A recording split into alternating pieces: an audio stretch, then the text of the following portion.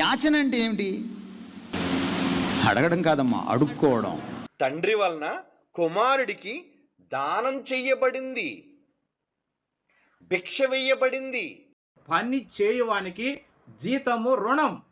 అయ్యా నేను పని చేశా, నాకు జీతం ఇవ్వు, నేను పని చేశా, నాకు జీతం ఇవ్వు అని చెప్పి, అది రుణం. నేను చేసిన పనికి నాకు రుణం ఇవ్వమని చెప్పాడమని అది ఒక హక్కు అనమాట. ఆ రుణమే కానీ దానం అనే, దానం అంటే ఉచితంగా ఇచ్చేదండి, ఉచితంగా ఇచ్చేది దానం. కాబట్టి మనం అడుకోవాలి ఉచితంగా క్రీస్తు ద్వారా, ఎందుకంటే క్రీస్తు మనకిస్తానన్నటువంటి ఆయన మరణ ద్వారా మనకు రక్షణ. కానీ యేసుక్రీస్తు వారు త్యాగం చేశాడండి. ఆయన సిలువలో దేవుని పనిని సంపూర్ణంగా నెరవేర్చి ఆ దేవుణ్ణి మహిమపరిచి అడుగుతున్నాడు.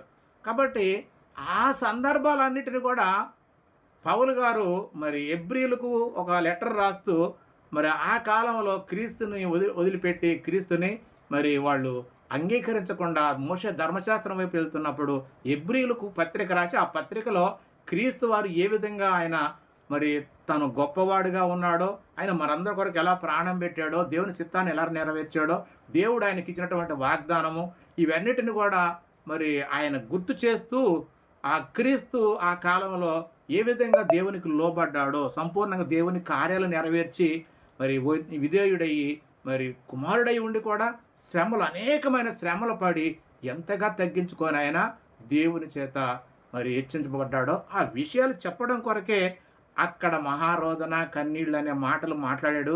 అలాగనే మరి యాచనలు ప్రార్థనలు చేశాడని చెప్పి ఒక మనకు మాదిరి అలాగో అని ఆయన చెప్పడం కొరకే తప్ప మనవాళ్ళు అనుకున్నట్టుగా నిజంగా ఆయన భిక్షాటన కాదండి.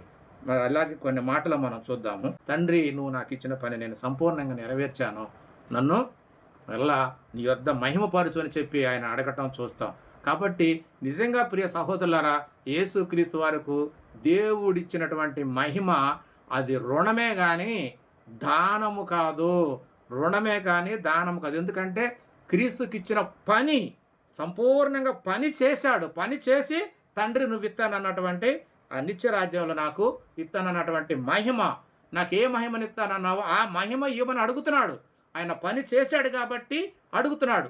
నాకు ఇస్తానన్నటువంటి మహిమ నాకు ఇవ్వని చెప్పి అడుగుతున్నాడు అక్కడ వేదనతో. అంటే తండ్రికి కుమారుడు ఏ విధంగా లోబడి అడగాలో అలా ధర్మశాస్త్ర ప్రకారంగా అడుగుతున్నాడు.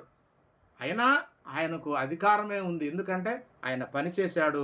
పని చేసిన వాడికి రుణం అనేది మరి దానము కాదు, జీతం అనేది పనిచేసిన వాడికి జీతం రుణం అవుతుంది. రుణం అంటే పని చేశాడు కాబట్టి ఈమెను ఖచ్చితంగా దేవుని పని సంపూర్ణంగా భూమి మీద నెరవేర్చాడు. ఆయన భూమి మీదకి ఎందుకు వచ్చాడో సువార్త ప్రకటించాలి, అలాగే క్రీస్తు రాజ్యాన్ని స్థాపించాలి. మనందరి కొరకు సిలువలో తన ప్రాణాన్ని మరి త్యాగం చేసి సిలువలో ఆ శరీరాన్ని సంపూర్ణంగా మన కొరకు ఇచ్చి ఆయన చనిపోవాలి. ఆ కార్యాలన్నిటిని చేసి మరి ఆ ప్రాణాన్ని ఆ సిలువలో అర్పించి తన ఆత్మను దేవునికి, తండ్రి నా ఆత్మను నీ చేతికి అప్పగించుకుని చెప్పి ఆయన ప్రాణం పెట్టడం జరిగింది.